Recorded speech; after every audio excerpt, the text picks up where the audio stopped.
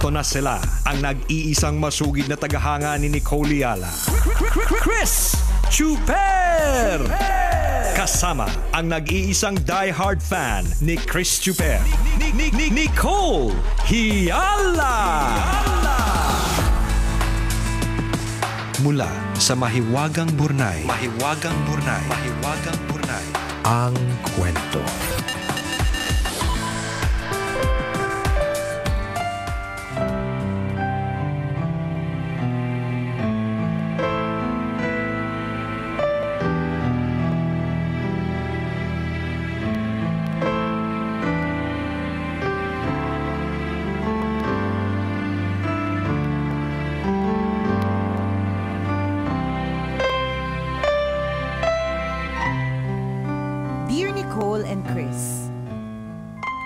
Itago nyo na lang ako sa pangalang Fahad, tambalanista for 8 years at isang team leader sa isang call center sa Taguig. Sumulat ako sa pag-asang makakarating kay Vanessa ang mensaheng nais kong ipaabot sa kanya. Sobrang simple ni Vanessa. Siya yung tipong hindi mo mapapansin sa crowd kasi hindi nag-e-effort na makilala. She's shy and quiet. Kakasabak pa lang niya sa production nang mapunta sa team ko. Madalas siyang lumapit sa akin para magpatulong. Nung una, I was fine with it. Pero weeks passed at paulit-ulit pa din ang tanong niya. And dahil I was tired and drained at napagod na ako sa paulit-ulit nakakapaliwanag, pumitik bigla ang pasensya ko. Matyaga ko namang ipinaliwanag muna pero nang ipaulit niya, nasigawan ko na siya. Hindi ko napigilan ang pagbulalas ng mga salitang hindi ko dapat sinabi. She was shocked, scared, and teary-eyed. Natauhan ako pero I was too proud to say sorry.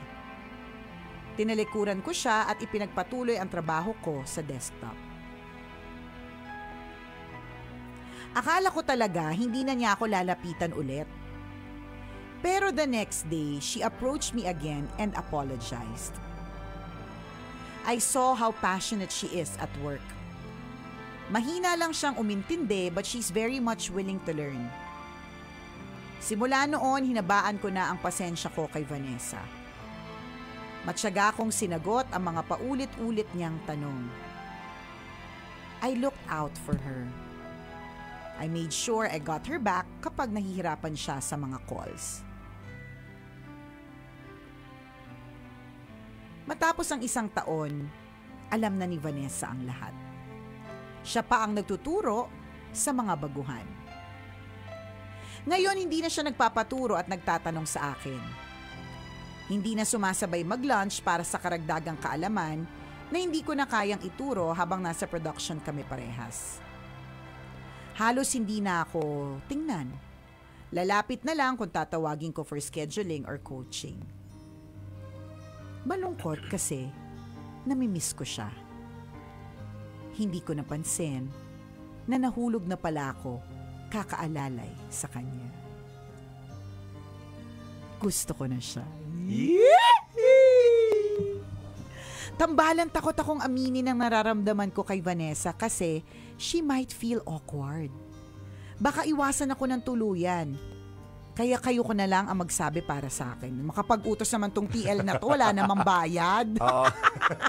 Tauhan mo ba kami? Kaya nga. Di mo naman kami staff, tsareng. Nga. Baka naman nakikinig siya or some of her friends. Gusto ko malaman niya na handa na akong ituro ang lahat sa kanya. Pati kung paano ako mahalin. Salamat sa pagbasa ng sulat ko, Tambalan. Salamat sa inspirasyong laging dala ng Mahiwagang Burnay. Sana hanggang sa wakas, namamayagpag pa din ang tambalan sa ere. God bless you both. Ang inyong tambalanista, Fahad.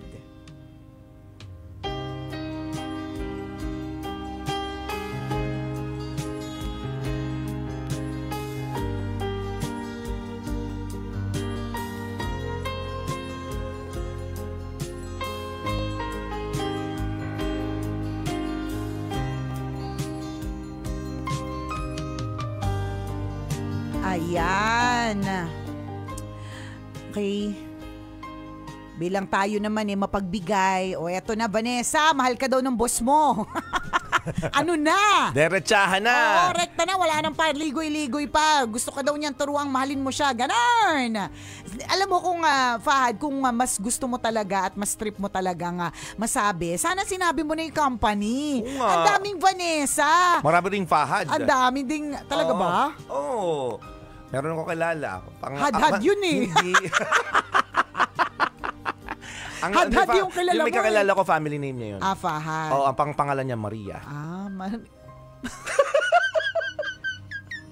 Ikaw yun eh. Yung mga nakagets, alam na dis. Wala, totoo naman. Totoo naman. May mga gano'n talaga. Ba't masisisi ba natin kung yun ang pinangalan sa kanila? Di ba? Wala man tayong magagawa. Sana lang sinabi na talaga yung kung saan nag-work. Apakaraming call center. Di ba? Isa-isay natin ang bawat syudad. Ang dami niyan. Tsaka mali mo may Vanessa din na ganyan ang sitwasyon. Mag-feeling patuloy siya sa TL niya. Di ba? Mahirap yan. Pero I'm sure kung halimbawa nakatutok siya ngayon at yung kanya mga friends, gets nyo naman kung ito na talaga yun at ikaw na talaga yan. At sana nabigay siya ng clue, no? Kahit papaano. Kung ayaw mang sabihin na rekta yung pangalan ng kumpanya. Oo. Kaya halimbawa, sabihin mo lang ano ba naman yung clue na saang syudad, sa may sa anong building. Oo, diba? kunyari, Converge. Oo, correct. O kaya para hindi halata. Ganyan. Ano pa ba yung mga sample ng mga call center? Deltec. Teletec. Teletec. Hindi sabi mo, tele. Ganon. Clue. Nagtatrabaho po kami sa tele. Ganon. Wala Pero, hopefully, tambalanisa si Vanessa. Paano kung panggabi pa, tulog siya ngayon? Ang hirap ng utos mo eh. Alam mo, paano kung nagtagal na TL? Inaway. Question na yung kapasidad. Nakakaloka. Hindi. Pero kung truly na nakikinig ka ngayon, Vanessa, gets mo naman kung ikaw talaga yon. Ramdam mo yan. Alam mo naman talaga yon na ako ba ito? Ako yung napagalitan? Ako ba yung hindi na masyado nag-a-approach kasi kaya ko na? Nag-a-approach na lang kapag ka-coaching, ganyan. Di kung gano'n, di ikaw na. Papunta ka na sa love life. Diba, mali mo. Talaga bago matapos ang taon. Sinasabi ko sa'yo, ang daming nagaganap sa loob ng mga call center na na mga pakwarto dyan. Mali mo, magamit mo na isa dyan. Di ba may mga quarters area sila doon? Malay mo. Natutulog. Dyan yung mga anehan. Hindi mga paswitan, di ba? Yung mga private moments. Private moments. Dyan nangyayari yun. Nangyayari talaga yan, yung mga sa locker room. Yan. Diba? Sa fire exit. Yan. Nagyuyosing iba dyan, nakita. Correct. Yung iba, basta may ganon. Pero syempre, ang sinasabi lang natin, posible ka magka-love life, Vanessa. Kung single ka, diba, why not? Diba? Posible talaga. Ito si Fahad, sabihin mo na, rekta. Kaya nga, pinapadaan mo pa sa amin, hindi nga natin alam kung tambalanisa tong si Vanessa. Malay mo nakikinig sa high-end radio station. Super padaan ka pa sa Mahiwagang Burnay. Hindi kami kilala. Diba? Sayang effort mo. Sayang. Sayang din yung airtime. Diba? Kahit sabihin namin nakailang Vanessa kami dito. Correct. Kung hindi naman talaga siya nakikinig, kung sa ibang stasyon siya nakikinig, o kaya wala siyang radyo, o kaya hindi siya nagpe-Facebook live, wala din. So, ang best way talaga dyan, ikaw na magsabi. Sabi mo na, rekta, gusto kita, I love you. Love you. Do you love me too? Bibigyan mo ba ako ng chance na ligawan ka? Diyos ko naman, TL ka na, hindi mo pa alam yan. Ang dami ng pinagdaanan na training para makarating sa posisyon na yan. Sasabihin lang na gusto kita, padadaanin pa sa iba. Ano to, grade 3? Pinagalitan talaga. Hirap pag I love you Kaya lang. nga, magsasabi lang, ginagawa mo nga pagalitan. Nang maraming beses, ilang beses. Ito, isang beses mo lang sasabihin na gusto kita. Tapos diba? hindi mo makuha ang tamang diskarte. Kaya nga. Nagdududa na talaga ako sa pagkakapromote mo. Charot.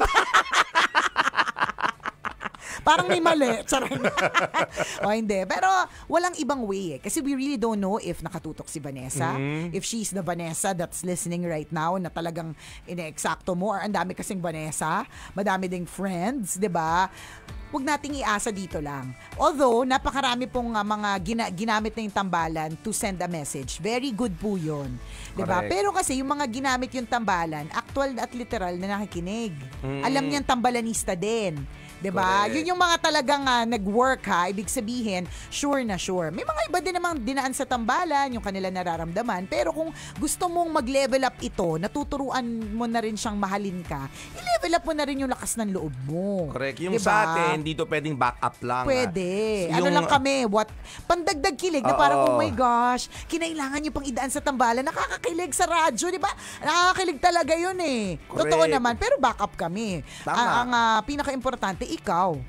Oh, diba? So that's the best way to do it is to just tell approach it in person. Diba na, iyayain mo mag-dinner kayo. Correct. Umpisa sa ganyan, merienda. Ito naman tuturo pa namin yung mga ganyan. Baka gusto mo ituro pa namin kung restaurant kayo pupunta. Anong orderin nyo? Correct. Diba? Anong gagawin nyo? Sino magbabayad muna? Totoo, diba? Ilang ice cubes ang ilalagay sa iced tea. Baka gusto mo pati ganon. Diba? Maghihirapan mo yan, friend. Backup lang kami. Kaya mo yan. Diba? Hopefully, nakikinig yung Vanessa na yun. O Vanessa, ngayon kapag ka tumingin sa'yo itong si Fahad at feeling mo malagkit, hindi mo feeling yan. Yung malagkit na tingin na yan, may halo talagang care for you. Correct. So nasa sa'yo na yan, Vanessa, kung may gagawin ka about it. Totoo yun, no? Tsaka, di ba ganun, naniniwala ako, minsan lang naman, hindi sa lahat ng pagkakataon, no? Yung assumption natin, totoo eh. Di ba? Yung pagdikit-dikit sa atin ng tao, di ba minsan may ibig sabihin sa atin yun. So pwede ka rin mag-assume dito, Fahad, na parang hindi naman kayo magkaaway totally eh. I-assume mo na magkaibigan kayo and you use it to your advantage. Correct. Kaibigan. Oo. I-assume mo na parang, ay pumapayag naman siya sa imbitasyon ko. Kahit pinagalitan ko siya, hindi naman siya nagagalit sa akin. Di ba? Pwede mong gamitin yung assumption na yun para magkakaroon ka ng lakas ng loob.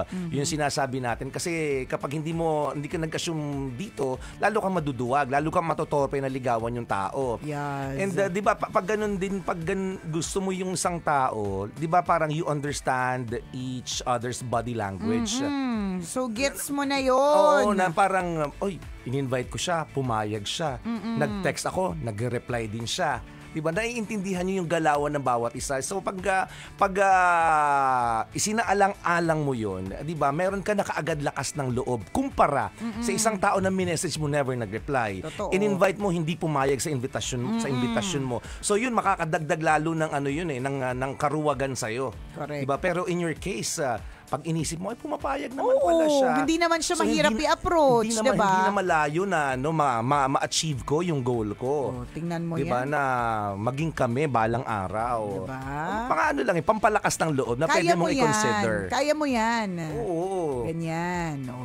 Sabihin mo na kung ano nararamdaman mo. Magpadala ka ng flowers. Correct, pwede rin. Timplahan mo ng kape. Pa-surprise muna, diba? Magpa-bouquet ka ng pera. Ewan ko lang kung di ka pansinin, bouquet ng pera, diba? Kasi ang nakikita ko dyan, hindi naman sa ginajudge tong si Vanessa, diba? Pero ang nakikita ko dyan kay Vanessa, partner, ano yan, diba? So sobrang sipag sa trabaho. Alam mo, diba? Talagang paulit-ulit kahit pagalitan ako, basta ang importante matuto ako. Passionate siya sa work. In Tagalog, passionate in Tagalog, mahilig sa pera yan. Gigil sa pera din yan. Correct, diba? So bigyan mo ng bouquet ng pera. O okay na ba yung mga advice namin? Kaya mo yan, Fahad. Oo. Kung gusto mo talaga ng answer to all of your questions, diba? There's no other way but to approach her. Diba? And to do all the other things na ginagawa ng mga taong nanliligaw. Correct. Ganyan. Makukuha mo yan kasi makukuha mo yung tamang diskarte kasi kilala mo naman. Correct. Madalas mong kasama. Yes. Diba? Magigets mo yung parang hilig niya ay ganito o kaya ma-observe mo yan. Tama si partner sa body language. Ma-observe mo kung ano ba yung laging ginagamit. Yung mga ganon, diba? Kung halimbawa, ang kilay, kalahati lang, baka kulang na ng pangkilay. So, bigyan mo ng bouquet ng pangkilay. Hindi, mas alam mo versus us. Tama. Diba? Tama si partner, kami ay back up lamang. Correct. Actually, maraming advantage na meron ka, hindi mo lang ginagamit. Unang-una, magkasama na kayo sa isang building. Yes. Diba? Yun pa lang, ang dami mo ng chances para magsabi, makasama, at magpahayag ng iyong nararamdaman. Tama. Kumpara sa isang taong malayo. Diba? Kunyari, nililigawan ko si Nicole, taga Labrejo si Nicole, tapos ako taga Quezon. Ang layo, ang hirap, ang layo, diba? although pwede naman online. Kaya lang iba rin kasi yung dating kapag sinasabi mo at nag-communicate ka in person. Yes. So, dito pa lang may advantage ka na. Magkasama kayo sa trabaho, magkasama kayo sa isang building. Yes. So, another thing na yung nabanggit namin kanina, 'di ba? Magkakaroon ka ng lakas ng loob kasi hindi naman kayo first time magkakilala. Correct. Matagal na kayong magkakilala. Diba? Palalalimin mo na lang. Siguro syempre natatakot lang siya sa rejection. Well, part of it. Oo. Diba? Ganun po talaga kahit hindi mo siya staff, hindi mo siya tao, hindi mo siya trainin. Part talaga ng proseso is yung possibility of rejection. Totoo yun. At ganun talaga. Life is full of rejections. May experience at may experience mo din yan. Pero depende sa iyo kung lalaban ka pa rin. Di ba? Ilalaban mo yung nararamdaman mo. Para kay Vanessa, isipin mo na lang mas mahirap yung taong hindi naman talaga nagkakilala pero nagustuhan ko si Nicole. Napapakinggan ko sa radyo. Di ba yung effort Iligawan ko siya. Oo, diba? mas mahirap yun. Ano kayang gusto ni Nicole? Paano kaya ako magpapa-impress sa kanya? Di ba? Wala ka masyadong alam tungkol sa kanya kasi hindi mo siya nakikita. Eto, lagi mo nakikita. Tama. Alam mo na yung usual na ino-order. Yan, nakakausap mo na. Correct ka. Makikita mo yan eh. Lagi siyang umiinom ng ganitong klaseng drink. Oo. Diba? Bigyan mo rin siya ng bouquet noon. Diba? Uy, totoo. Baka ba ang mga babae may sa bouquet? Alam mo na.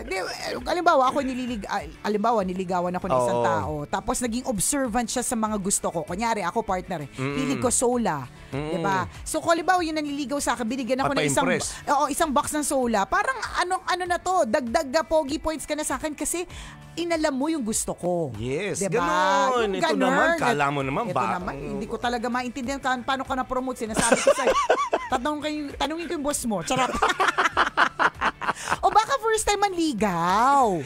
Tayo naman masyado tayong judgmental. Kaya nga may advantage ka na eh. Oo. May advantage ka na. Yung sinasabi natin, baka lang hindi mo ginagamit yung mga tools na yun. I mean, yung chances na yun, yung opportunities na yun. Pagkasama na kayo, so hindi na mahirap. Nakakausap mo na siya, so hindi na mahirap. Palalalimin mo na lang. This time, yayain mo siya magkape, mag-dinner kayo, kausapin mo siya, diba? Mag-hi ka palagi sa kanya, magpa-cute ka sa kanya. Pwedeng dalawang bagay lang yan eh. Pwedeng mabilisan, as in gusto mo may resulta agad. Or pwedeng slowly but surely, kakaibiganin. Pwede din. Diba? Unti-unti lang. Diba? Hindi mo bibiglain na labas kayo agad, parang baka magulat. Pwedeng within the office pa lang, di ba? Yung mga ganun. Correct. Kaibiganin mo din yung mga kaibigan niya para tulungan ka ng mga kaibigan niya na mas mapalapit kay Vanessa. Ganun. Kayang-kaya ka na. Correct. Kayang-kaya mo na yan, Fahad. Ito naman, ilang taong ka na nagtatrabaho dyan. Team leader ka nga eh, di ba? Alam mo yan. So, ibig sabihin, there is something in you, di ba? Who makes right decisions, di ba? Yes. Yung mga ganyan, hanapin mo yun. Hanapin mo yung leader in you. Tapos, isipin mo na yung mga diskarte. Ha? Good luck, Fahad, at naway maging jowa mo si Vanessa. Okay, balitaan mo kami pagiging mag-jowa na kayo. Yan. Muli ako boss ni Nicole Ayala. At ako naman si Chris Chuper. Na nagpapaalala, walang matatag na relasyon sa malanding na determinasyon. Yun! This portion was brought to you by ACS Manufacturing Corporation. Kaya mo yan! Kasi yung diskarte ng bawat isa ay iba-iba.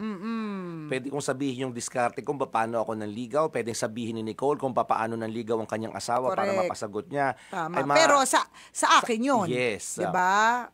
Kunyari, ideal to me. Gusto ni Nicole, magpapa-impress, bibigyan siya ng bukay ng pera. Bukay ng pera o nakapagpasagot. Kaya lang, syempre, si Vanessa, iba. Ano palagi mo sa akin mukhang pera? Pwede niyang sabihin ganon. Diba? Correct. So, sabihin, ini-insulto mo ba ako? Baka may ganun-ganun pang mangyayari. Diba?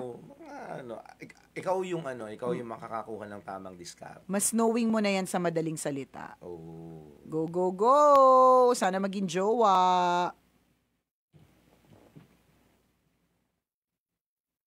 Balitaan mo kami Fahad kapag nagkaroon ka pag nagkaroon na ng development yung panliligaw mo sa kanya. Yes. Mas maganda pag naging kayo na. Ano na kayo?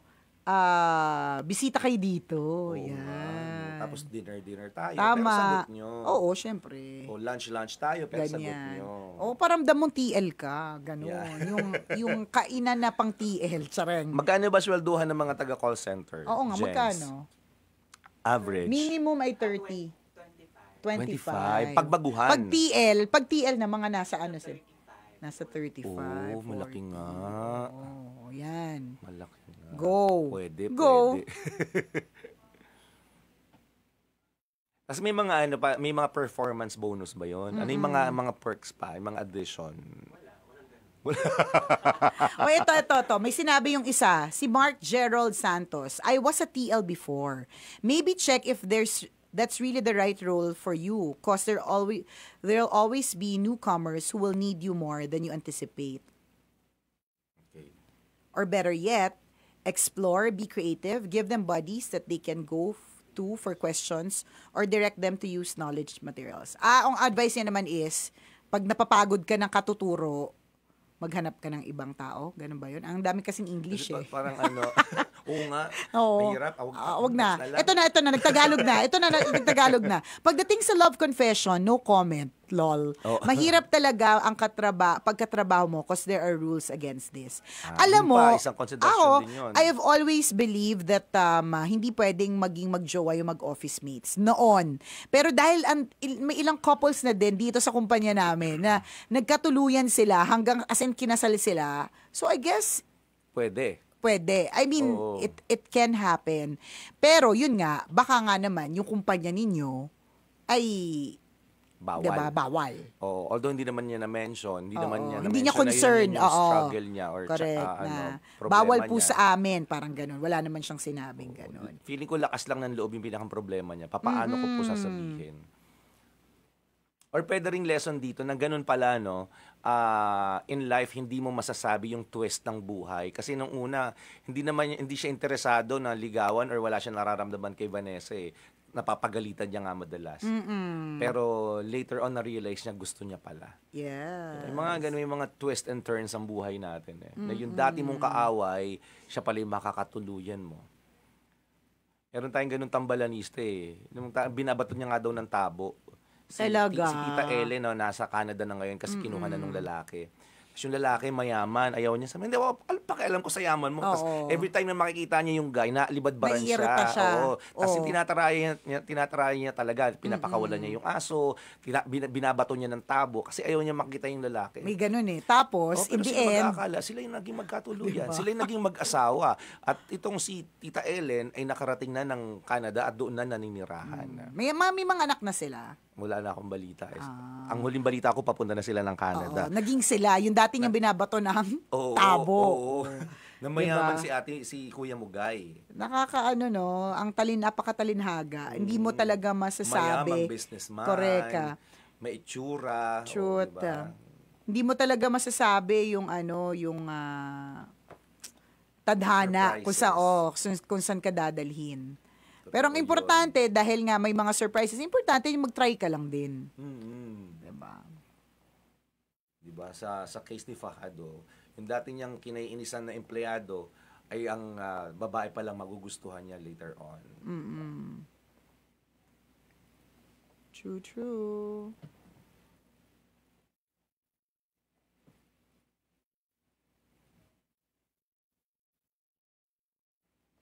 Okidoki. Ano pa? Isa-shoutout ba tayo dyan?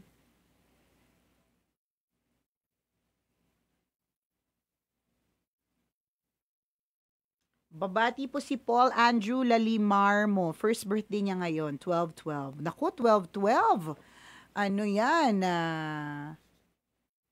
Dami na naman yung nag-add to cart. Kumusta? Check out ka na? Kasi mas pa siya, yung mga napili mo, mas bababa pa siya, 'di ba? Wait lang kayo. Exit na po kami, mag-check out na din ako. Hi kay Lambert! Nasa coffee shop daw siya. Sir Lambert. Oo. Nasa coffee shop. Kumusta naman? Coffee shop daw siya ngayon na nakatutok sa atin. Hello. Katatapos lang daw maglaban ni Kathleen Joy de Jesus watching FB Live. Si Flame of Raqqa. Tambalan, hi po, idols from Malaysia.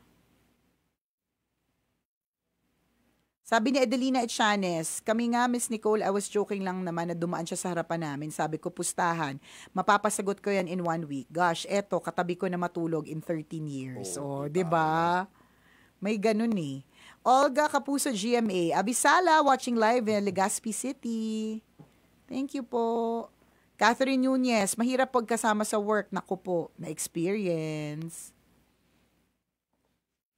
Del Pulusan, Meme Nicole, is that your bare face? OMG, bagay sa'yo. Bare face. Ngayon pinakita na ni Nicole ang kanyang bare face. Next time, bare body. Bare body. Nag-uumpisa lang talaga sa balikat ang lahat. Uti-utiin pa rin di kayo nagugulat. Correct. Sabi ni Alexis Bacoy, morning tambalan, ngayon ko lang napansin na tamad-tamaran look pala kayo ngayon. Si Chuper yung bagong gising na bata, tsaka ikaw po yung nanay na naka-duster.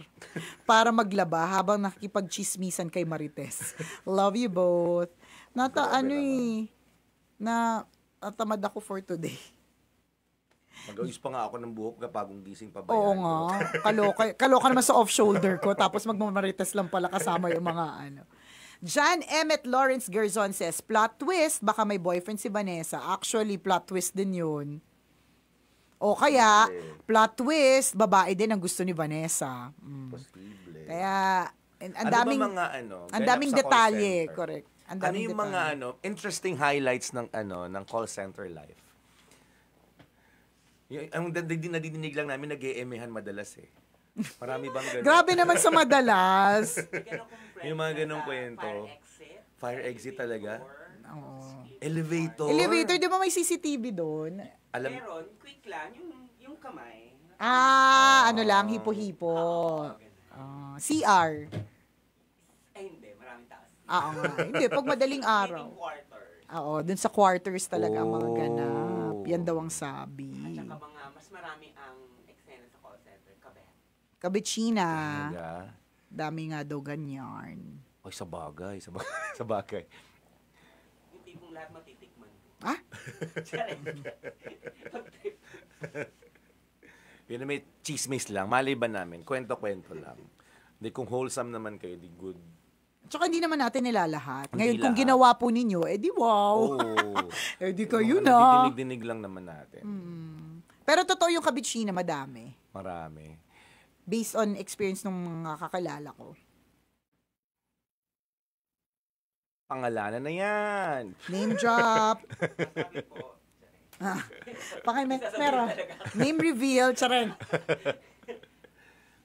Uso ang kabitan. connected ng mga Na mga keme. Bakit kaya culture or dahil stress sa work, naghahanap ng sila ng, nakikitaan din. ng leisure?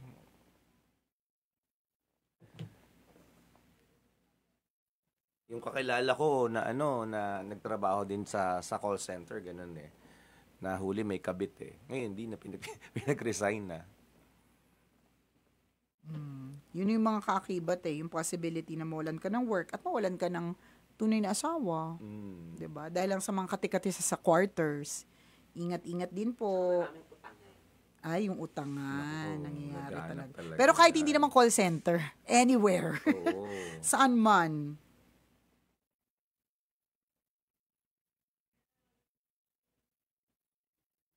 Pa-shoutout naman sa buong family ng JS Treasure.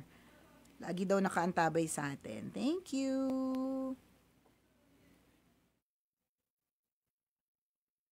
Si Juan Paulo, Nicole, may sinend akong photo sa page mo, photos from Winford. Ay talaga, sige, check ko. Thank you. Saan mo sinend? Sa Messenger ba? Juan Paulo, nasaan? Parang wali. Wala kang sinend. Sabi ni Fe Batuon Tolentino, super avid listener niyo po kami ng mga anak ko. Kayo po ang isa sa mga nagpapasaya sa araw namin. Paki-congratulate po on air o sa FB Live ang aking anak na si Faith Winjelic Tolentino for passing the US Certified Management Accountant exam. Wow! Galing naman. Congratulations to you, Faith Winjelic Tolentino. Ayan, idol na idol po niya kayo at very sure akong madodoble ang happiness niya pag narinig niyang i-congratulate siya ng kanyang mga idol. Congratulations! Ganda naman ng pangalan mo. Win na lang kasi yun lang yung kayang bigkasin. Si Win. CPA. Faith, si Faith. Congratulations. Congratulations, Faith Win Tolentino. Ayan. Si Juan Paulo, yung na-meet natin dun sa labas ng ballroom sa Winford. Hi! Congratulations daw sa atin. From C. King Pharma Inc. Hello kay Jam, Theodine, and Joanna Marie Tongol. Si Paulo yung may Christmas party sila. Meron silang Christmas party. Yung matinis ang boses, yung virgin Yung ang ang boses. liit, yung ang kipot, yan. Yung pala si Paulo. Cute yung mga pictures natin with them. Salamat! Thank you for sharing. Akala ko isa ka sa mga photographer sa sa event. Wala kasi akong official photo na Uki. O siya, exit na po kami. Salamat sa pagtutok sa amin. Thank you mga tambalanista. Bye-bye. Ingat po.